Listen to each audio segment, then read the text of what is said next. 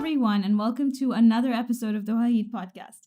Today, I have a very special guest with me, Nader Diab. Hi. Hi, I'm glad I pronounced that perfectly fine. Yes, you did. Thanks for having me. It's a pleasure. Thank you so much for coming. Thanks. He is the founder of the Globe Jumpers. It's a really funky name, so let's figure out what that means and everything about him in a bit. So, Nader, tell us about yourself. About myself, my name is Nader, and I'm a biologist. This is what I studied, and I am the founder, like you said, of the Globe Jumpers. The Globe Jumpers is basically it started as a blog. Let's get to that later. Let's talk about you first. Oh, let's talk about me. Okay. Yes. So I'm 32 years old. Biologist? Yeah. I'm a biologist. I'm a philanthropist. I'm an adventurer. I'm a world traveler. I do different stuff. I'm just, and I'm here in Doha now.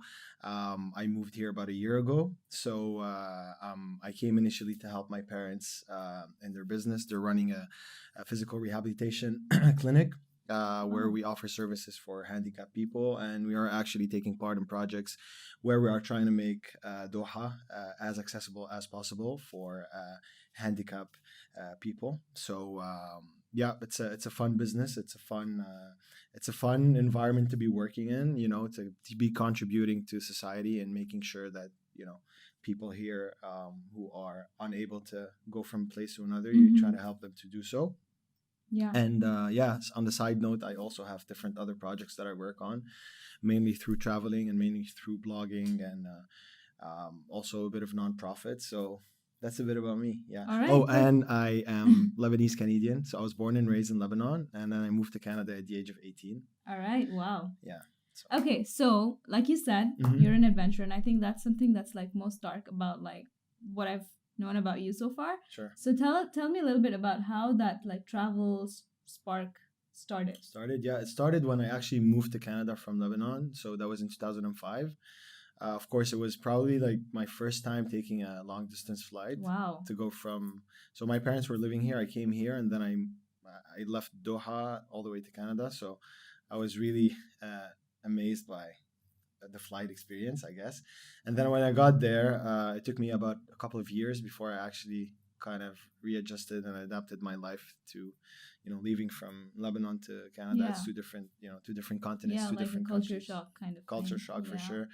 And I guess, living there, working there, studying there, I had the chance. I was very blessed and lucky to be living there. So I was just curious about going to different places rather than, going back home or going back to, my parents were living here. So rather than coming here to spend my summertime, I used to just go discover places. And I think also meeting people while doing this kind of, because you have to meet people that are doing similar things to kind of get inspired from them. So that helped me a lot. And then like most backpackers or travelers, you start traveling and exploring Europe. And then when you're done with it, you're like, okay, what's next on the list? And during that time, I met my best friend with who I co-founded the Globe Jumpers, Imad. And so yeah, we decided both of us are from Lebanese origins. So, and we were both sharing the same passion. So we decided to travel together. And so from there, we just went on, organizing our own trips and, doing a lot of adventure, a lot of hiking, a lot of different spots. Our first trip was mainly to cross USA and Canada and kind of, go to a few spots where we can go hiking and climbing and kayaking and, visiting national parks. And we continued on doing so until today. And I created that love and thirst for adventure and traveling with time. And then, the more you travel, the more you feel like doing more extreme stuff or going to different other places or exploring different other cultures. Yeah, I mean, I have I also love traveling, and I also discovered that like in my university. Nice. Like similar to what you're talking about. Here? Yes, I studied here, okay. But we got like a lot of opportunities to travel through the university as well. Sure. So that was great. So I mean, So I know what you're talking about, Yeah. but I want to know like what it is about traveling that like you love so much, and Okay. like what makes you keep wanting to do it. Yeah. What sparks that joy in you? Sure. I guess the fact that just traveling by itself and discovering new cultures or going to new places is very, very fun. But what I like about it now is more, I would say, the getting out of your comfort zone and seeing something else. We live at the moment. I live in Doha. I have a very decent and very Comfortable, comfortable yeah, life, yeah. which is great, of course. But then again, I do miss all the time going back to places where I have to go back and kind of see and adjust and And compare discover, and discover yeah, the yeah, different, the different yeah. Sometimes I travel just because I want to have fun. I want to go explore a country. I've seen pictures about it. I've read about it. Like recently, I went to the Philippines because and I got inspired to go to the Philippines because in Doha there's a big Filipino community. So I was like, all right, I might as well just go explore it, and I just went there and I stayed there for a couple of weeks and I was just exploring. But that was a kind of a trip where I was more or less, just discovering, and I didn't have any projects. I was just doing photography. But like recently, I had the itch of getting really out of my comfort zone, and now I'm planning on, for example, like my next big trip, shall we say, is hitchhiking or crossing in some way from Mozambique to South Africa. Oh wow. Try to figure out my way to get there.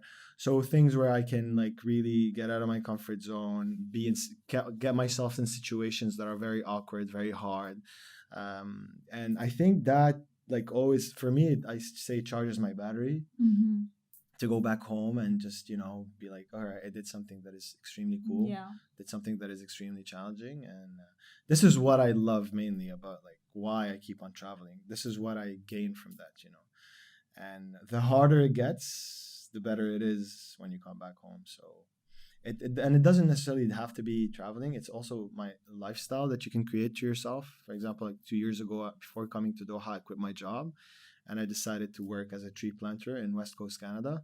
So for me, it was also a job. It was a full-time job, but it was always a job that requires a lot of traveling and a lot of outdoors and a lot of camping and a lot of hard working, mental challenge and all that stuff.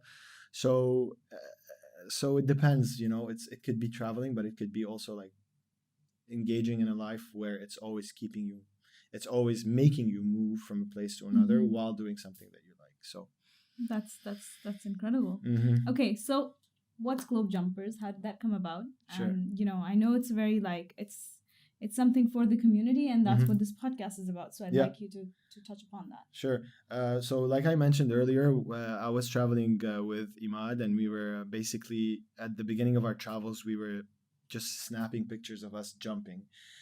Why? I have no idea. Honestly, like we were always telling ourselves that I think it's fun. It's funnier and more catchy if we jump in our pictures. If we have a beautiful scenery, and we snap a jump, and we take a shutter shot, and we choose the perfect image.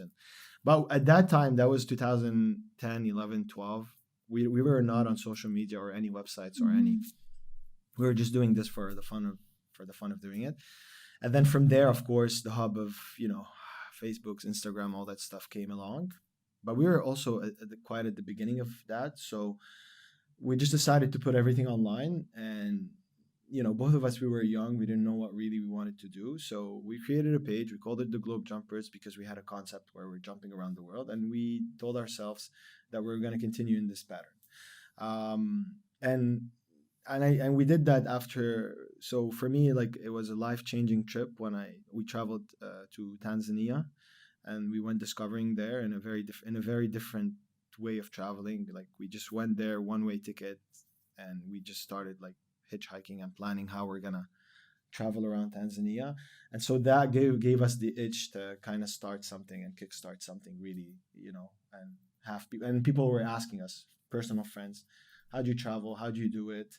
How can I do the same thing? How do you book? So we're like, okay, so maybe just creating a platform where people can ask questions and where we can link travelers together. I have someone for you in Kenya. If you go there, meet up with them, he'll show you around. So just a kind of a community sharing platform. And that's how the idea actually started. And then from there, we wanted to do something different. We wanted to do something more engaging, something a bit inspiring, something that, we also wanted to be different than any other travel platform that is on the web. So our first kind of cool project was Imad has Imad's sister. Imad has four sisters. One of them, her name is Aya. She has Down syndrome, right? Mm-hmm. So for people that don't know what Down syndrome is, it's a genetical disorder where on the so we all have 23 chromosomes, and on her 21st chromosomes, she has, instead of having, I'm sorry, I'm going to say it in French because I don't know it in English, allele. So we have two chromosomes. She has three, right? So which makes that she's different. She has a different metabolism. She has even a different facial expression and everything. And it's really it's not easy for parents. It's not easy to have Down syndrome because you're all your life you have to be followed up. So, Yeah. but Aya was a very special person because she was treated and she was always I would say always brought up with brothers and sisters, and she speaks three languages: French, English, and Arabic. Her first language is Arabic for sure, but she was very aware. She was very educated, and she was treated in a way that she could do whatever her brothers and sisters are doing. She was watching Imad travel around the world, and we said, all right, that's maybe an opportunity for us to kind of go on a trip and bring her with us. And so we decided to take her all the way to Mongolia. And then we decided for 5 weeks to cross from Mongolia all the way to southern China. And we wanted to do the Trans-Mongolian train. We wanted to ride horses. We wanted to do a few bucket list stuff that we personally had with her. And she's a big fan of animals. She's a big fan of music. So we gathered a team and we started brainstorming about it. And then we worked with a few production companies because we needed some experience and help with filming because we were basically filming a documentary about it. And we went there. That was summer 2013. We went there and then we crossed for 5 weeks with her. And our mission mainly was to do that, and nothing planned, right? So we went there. We figured out all our stuff with her, and we were doing everything while filming it. So it was me, him, and her. And that was like our first like actual globe jumpers jump that we like really did and engaged with it. And we got applauded. A lot of people really enjoyed seeing this. A lot of parents that actually have kids under the Down syndrome spectrum, they were amazed. We got a lot of boost on TV, radio shows, which actually boosted our engagement on all our social media platforms. And then from there, we wanted to keep the same scope of work and kind of keep the same scope of mission. So one thing led to another. People start communicating with you, and we ended up doing a second project the year after, where it saw us go to Burundi in East Central Africa and also work and engage with kids and adults that are under different mental handicaps and physical handicaps such as autism, Down syndrome. So we were using the power of our social media, and I think that was something maybe you were going to ask me, but I'm going to anticipate the question is, so we were using the power of our social media and all our following, where we were just preaching online and talking about, different missions that we were doing and asking people to fundraise and help us, get money to donate to these, to help us go build. For example, in Burundi, it was a summer camp, right? Yeah. So, and we also needed volunteers. So we went online, we did a video, we explained that we needed volunteers. We had people come on board with us. Of course, it's a big project, and we had a lot of people that were helping. Imad's aunt actually was part of the project. She's a doctor in France, so she kind of founded that project, and then from there she needed our help. And so then from there, we kind of figured that, okay, so we're an adventure travel blog and people are liking what they see. They get inspired. We have very cool pictures, but we didn't want to be just a travel blog, yeah. Or like call ourselves influencers or whatever. And even our page, we don't really like promote anything or do any like big work that is like sponsored, branded. Yeah, I see what you mean. I mean even if so, to do that you need to have a full-time job, and we both have our full-time jobs, but we benefit for sure from gaining cool projects such as these ones and other projects. And also sometimes we do photography projects where we travel to places. And for example, I have a project that is coming up in mid-July where I'm going to be going to Iran to promote tourism in Iran. So we do adventure, but we also like kind of do a lot of projects that are related to different organizations that need help in raising awareness about. So we also did a project where we were fundraising money for refugee camps in Macedonia. So organizations will contact us. They will tell us, we have this project. Can you help? Can you fundraise? Can you bring us volunteers? So we link grassroots organizations together. We promote their values. We promote if we see that what they're preaching and what they're saying is something that relates values to us, relates to us. And yeah, I mean, this is I wasn't planning on doing this. It just came. It's things, the stars aligned to me, and I was very lucky to be able to kind of continue in that same pattern. And it's not my full-time thing. I have a job here and I have different projects that I'm working on, but this keeps me busy a lot. And that's Globe Jumpers. That's amazing. Thank you. Wow. Yeah. So I mean, so you created like something out of your passion, and then you also managed to help the community with that. And that's something that like most of us want to do in our jobs or whatever it is. And like people, it's what's great is that you took something that really matters to you and you made it special. Sure. So yeah, that's beautiful. Okay, so like you said, social media. Let's get on to that. Like you did anticipate my question. So social media always comes under the flock for like being very toxic for a lot of people. Sure. But you're using it for such a good, like such a meaningful meaningful engagement with the community. So tell us a little bit about that. Sure. So like I said in the beginning, in 2012, 2013, we were kind of one of the beginner pages on social media. So it wasn't as competitive, as toxic, like you said, as it is. I wouldn't necessarily use the word toxic. It could be toxic. It depends on what you're following and what is your purpose on social media. My purpose on social media, to be honest, if I wasn't in that field, in that sector, I am not sure if I would actually personally be on social media. I post content for people to follow and to look for it and to get inspired. I personally also, I was actually having this conversation yesterday with a friend, because I choose what to follow and I choose what has to inspire. I like use it to watch sports. I use it to get inspired on other travelers, destinations, photography, but it could definitely have a negative side. The positive side is if you're choosing wisely what you want to preach about and you're choosing wisely what you want to talk about, then there's nothing negative about it. What we noticed is that whenever we were posting or blogging about adventure stuff and cool pictures and travel pictures, the engagement was extremely high because people were liking what they see. But whenever we were preaching about some of the missions that we've done, we've noticed that the engagement was extremely low, which shows you that people are more interested in positive and fun stuff than different other stuff.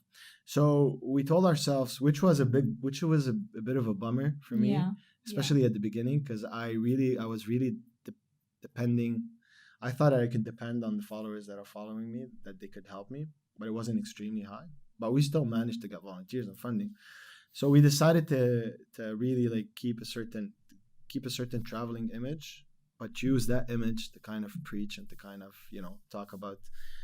We still go on our social media platforms and reply to messages from people that want to travel, people that need hookups. But all in all, we want to keep a certain following, so we can always benefit from that following to show them that you guys can travel, but you can also volunteer. You guys can help this. You guys can fundraise here. You guys can go woofing. You guys can go climb. I mean, just do it differently. So if you use the social media wisely, I think it's a win-win situation. If it's used in a negative way, people also like go on social media to bash and to hate. And it's true. So it is right now. Everyone can do whatever I'm doing. It is in the palm of your hands. The internet is a great thing and with the internet you can make a lot of money, you can become famous, you can study, you can do whatever you want if you use it wisely. You told me a lot of people want to do this. A lot of people. I was working a full time job. I used to finish my full time job, go sit in the library for 5 hours, just to like write a post and choose the image and edit the video and write a caption and post it and choose the hashtags and comment and so you can do it, but you have to Yeah, work to for be it. dedicated. You have to be Yeah. dedicated to get there. Yeah. Nothing comes for free. And I think what mainly a lot of people lack is, the energy or like the will to kind of do it, or they Yeah. tell themselves, oh, it's not gonna work out.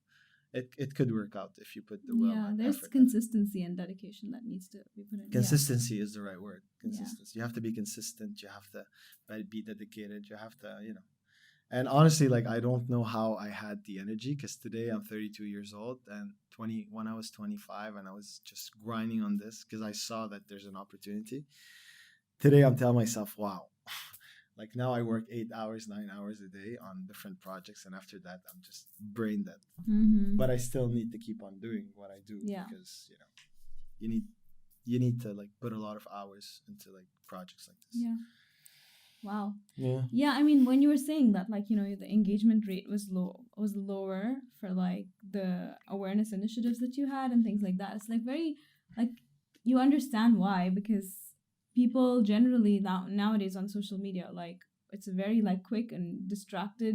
So when you receive content that's like very meaningful and trying to get you to think deeply, I don't think people like. But at the same time, it's important that the fact that even if there are like a few people who you've made a massive impact on, that like small number means a lot, like Sure. for you. Absolutely. So it doesn't really matter like how many people. Yeah. Voilà, yeah, that's Yeah. perfectly said. Doesn't matter how the number. The more you can inspire, and the more you can change, the better, of course. But the few people that the people They're that deeply impacted. that deeply Yeah. impacted is exactly what you want from that. And at the end of the day, you're only like trying to do as you're trying to do good, and you're trying to help different people, you're trying to help foundations, you're trying to help we personally are engaged with different organizations. There's one in Burundi, there's one in Rwanda. We're still helping them, we're still engaged with them. Even in the Philippines, we got engaged with an associations. We try to find people that we could go and help them, and always have like a good social responsibility, because it's very easy to be greedy, but it's also better if you're like not just generous, but you're receiving a lot, so it's good to also give back. And these are two values that both me and Imad we have. So again, we go back to coming here to Qatar, right? Wow, like living in Qatar, it's like not everyone has this opportunity to come here and work and be part of the change here. And so and then again, you go and do trips like this, and you kind of engage in different ways where you can also help. And I always like to do it while I'm traveling, or like make my trips as a kind of a job, or a kind of a task where, as I'm traveling, I'm helping, I'm raising awareness, I'm doing photography. So I always have to do something, and always something has to come up with it. Yeah. Right? Yeah. No, the thing I really like about what you guys are doing is, like, a lot of the times when you're talking about initiatives, most of the people are preaching for like you to like give your money to something, but there's very little value on how much time you can give to something, and time is so much more valuable, I feel, to people like they want you to be with them and listen to their stories and give you their time. And that's, I think, because like I'm a journalist and I've done similar things, like, and the way I give my time is by listening to people's stories and trying to say it in like in an accurate and objective manner. And I feel like they respect that and appreciate that so much more than the money you can give them. Sure. So that's why I said I really think what you guys are doing is really great. Yeah, absolutely. I mean, as a journalist, your job is to get the message out there in the best possible way, and hopefully someone will hear it and will help, will do something about it. So, as long as you're doing your job and you're helping people out, you're not just participating in, you're not just in the cog, I think. Or you're not just you're not being there or doing. You're not just another human being, or you're not just another people that is contributing. You know, you want to contribute to society. Yeah. You want to contribute to your community. You want to partake. As soon as I came here, I started, digging up my nose in different projects, especially in mental illness, especially in mental handicap, autism, and Down syndrome. So I started working with Shafal Lahabat here center. I started branching in with the Ministry of Public Health to see what are the programs they have for autism. So these are like cool, meaningful projects that they don't necessarily get you Yeah. money. They don't get you, but they get you working on something that is Yeah. It's meaningful. that is meaningful, sure. Yeah. And if you can do that part time while doing your job and getting paid, then you're doing a great job. And then I also think in life, nothing goes unseen or unheard. So people will spot you. I did my I I started my postgraduate degree in public relations communication. I was doing nonprofit skills at the same time, so I learned that wherever you want to do, whatever you want to go, people can take you places. You have to know people. You have to get your nose in a lot. You have to be thirsty to Yeah. go on, and projects are not gonna come to your hand. You have to go search for them. You have to put yourself out there. To all the people that are listening to us and they want to get inspired. Don't look at what I do. Don't look at what other people do. Just focus on what you like to do and go for it. It's easy to say, and you see it, and a lot of people see it, but I did it, and I do it every day. I do it when I wake up. I do it. I do it every day. I kind of always have to see an opportunity in anything I do, and if I can branch it, if I can put people in contact together, if I can put organizations together, if I can use my PR and my following to help someone else, then why not? Yeah. Yeah. Yeah. All right. So it's good that you touched upon mental illness, and like I want to ask you, like, I know you're involved with brain education. Can you talk a little bit about that? Sure. So I think you guys actually hosted Hamad Abu Zainab before here. He's the founder of Brain Education Middle East.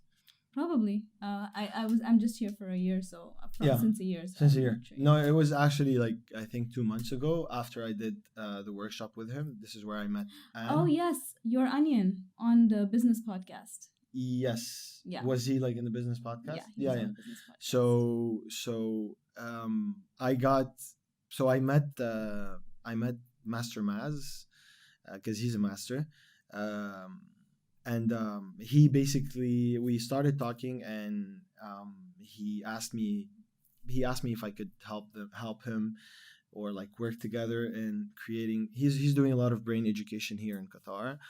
What he actually is doing is that he does a lot of work sessions with different patients and different clients who need some motivation in life, who are going through hard times, who are suffering, depression, who need a motivation to be healthier. They need to understand the body, the mind. So he's basically educating people on how to actually benefit from your mind and not just think, but go further and use like the full percentage that you can do, which is something I learned through traveling, and I learned through all my experiences. At some point you ask yourself questions about, why am I functioning this way? Why am I acting this way? Why am I not necessarily smarter, but why I can anticipate projects, and why am I able to do what I do? It's because you kind of use more of your brain, and of course meeting him and talking to him and meeting different other people that are in that philosophy and mindset kind of help you understand how your brain functions and how you can open up on using your brain. And he wanted me to help him in two different ways. He wanted me to do conferences with him and workshops where I'm actually talking about stress management and how like you can tackle your stress and work on controlling your stress while how do I do it, and how did I learn to do it? We are stressed every day. Every single day we go through stressful events. They could be major, they could be minor. I speak about how traveling, getting out of your comfort zone, doing stuff or projects or adventures that would seem unreal to you, but then when you do them and you surpass yourself, you gain so much in your brain. So you gain so much confidence in yourself that your problems become very minor, and your stress and your day-to-day stress events that you're going through become very minor, right? Such as driving, such as what to eat, such as where to go out, such as what is the next phone you want to get, seeing stuff that will, some people have problems that we look at them and we're like, oh my God, is that really a problem? But it's because they don't know what's out there. They don't know how grateful they should be, and then what they're thinking of and what is keeping their mind from functioning is something that other people would not even think about. Yeah. I'm not sure if I'm clear about what I'm saying, but no, I understand. you understand, right? I get what you mean. So for me, it was traveling, honestly. For me, it was volunteering. For me, it was doing these projects, going there and seeing how other people's are living. Yeah. And it makes me like realize how grateful I am and how lucky I am. So, I did a huge, like when I said earlier about tree planting, I quit my job. I was working as a biochemist in Montreal in a hospital. And before moving to Qatar, I quit my job to go tree planting and plant trees, not as a volunteering project. It was a real job. It was a seasonal job. We were planting trees in Canada. And I personally did it because I needed a physical and a mental challenge in life, because I wanted to see like, what is it like to be a tree planter and as a job, right? And it was physical, it was mental. And I did that because I knew at some point I'm gonna come to Qatar, and it's gonna be a different lifestyle here. Yeah. So, for example, today, whenever I'm facing any major upset at work, or whenever I have something that is keeping me from, I tell myself, well, you've done something that is harder than that, and you were able to achieve it. Yeah. So then you always have to compare your problems to different problems. So it's all inside, right? So then you tell yourself, all right, I'm able to do this. I've done this before. Let's do it again. I want to control my stress.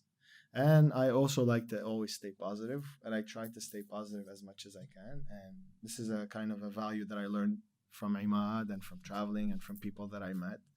And I think if you can keep yourself positive, let's say 23 hours a day, then you're going to be successful, you're going to be healthy, and you're going to be killing it. So it's easier to say that. How do you like actually accomplish By it experience, on a day-to-day basis? By experience. It's all about experience, honestly. It's all about putting yourself in situations where your mind is constantly thinking. It's easy to say, it's hard to do. Yeah. It's hard, but it's easy also to do, right?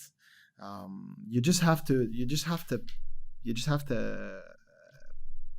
change your lifestyle and put yourself in situations where you're going to start doing stuff that you haven't done before. If you're living your day-to-day life, which is waking up routine every single day. Absolutely. Yeah. This is not going to help you.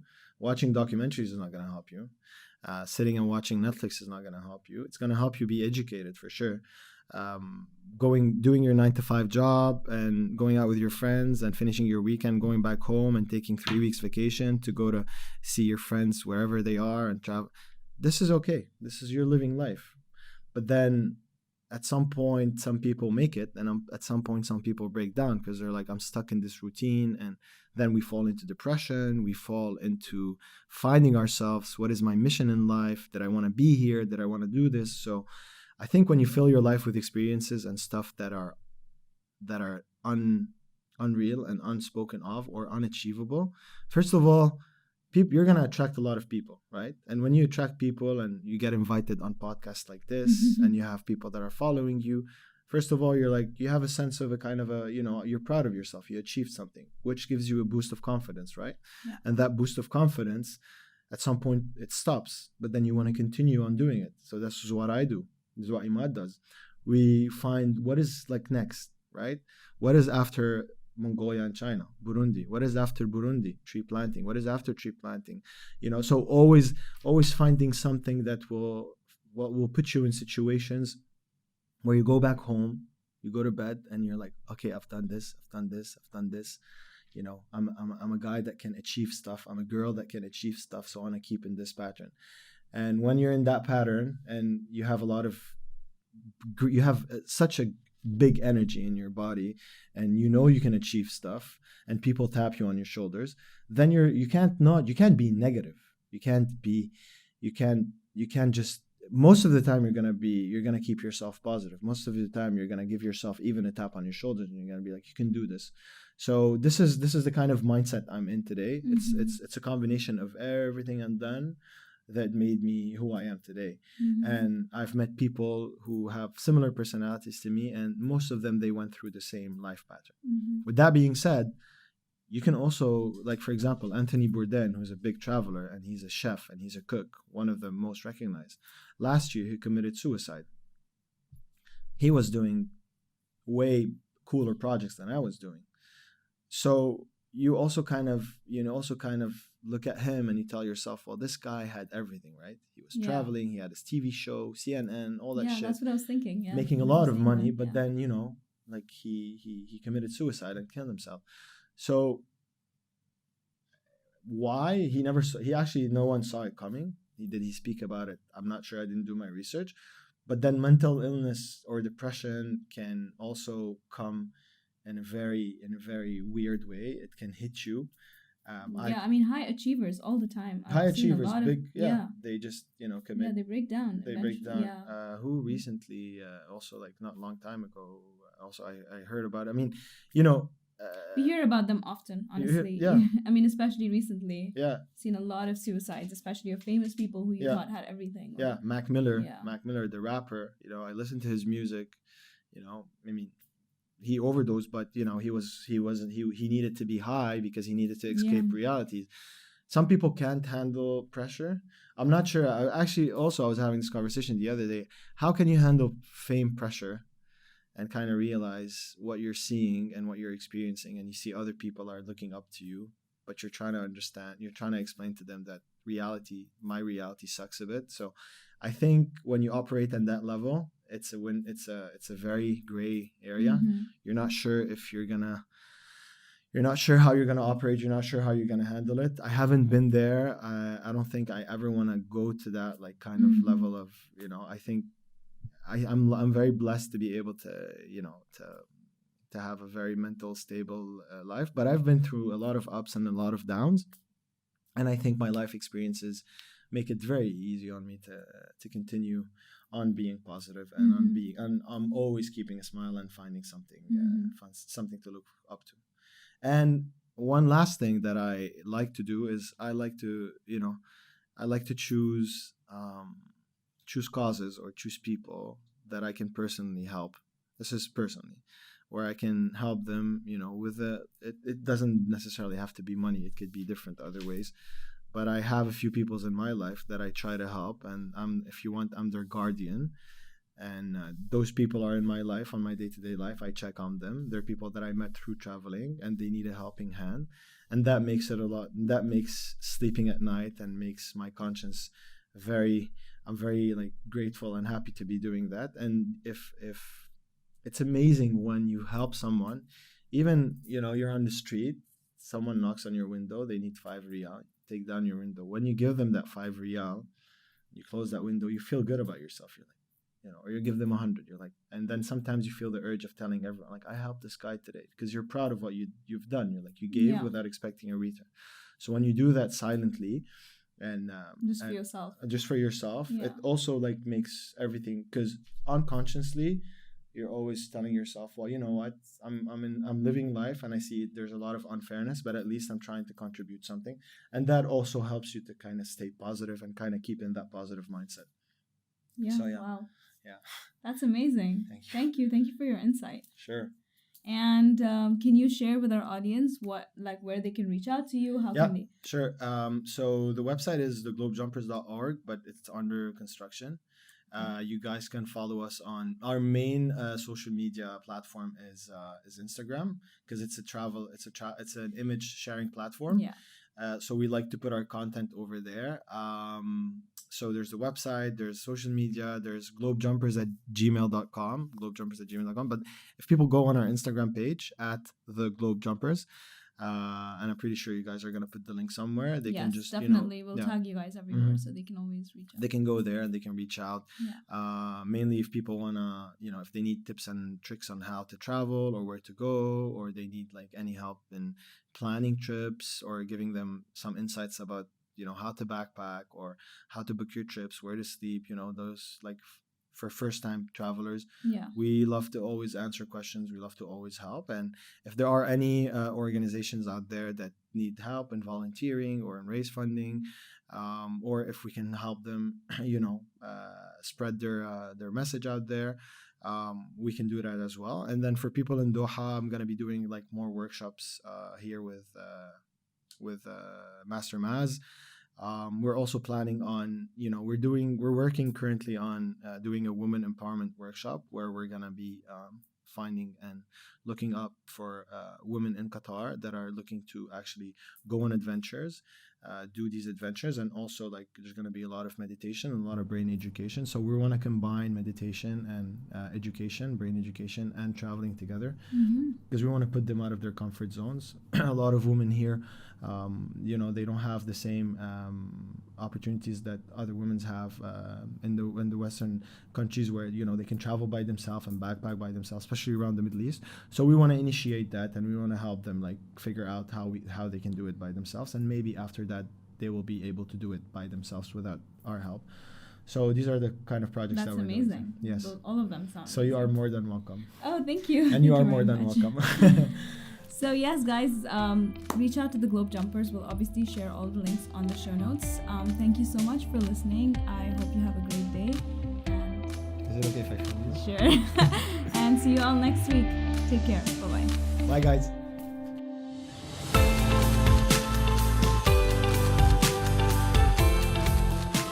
We love hearing from you. Reach out to us on Facebook, Instagram, or Twitter with all your thoughts and suggestions. This episode was brought to you by Ginger Camel, the media company to fulfill all your business needs, from film to marketing and podcasts.